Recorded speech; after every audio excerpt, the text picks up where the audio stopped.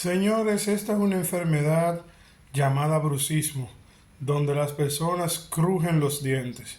Muchas personas pensaban que esto era algo paranormal y solamente es una patología del cerebro. Tiene que ver con el área de odontología, donde ellos dan terapias para evitar este tipo de problemas porque los dientes se dañan, se ponen feos los dientes y a veces hay que hacer implantaciones, señores.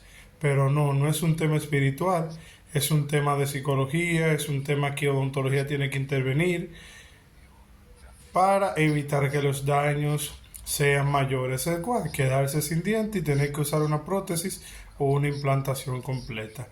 Así mismo como usted lo ve aquí en la imagen, así mismo es en la realidad. No es un tema espiritual, es un tema de psicología y de educación odontológica.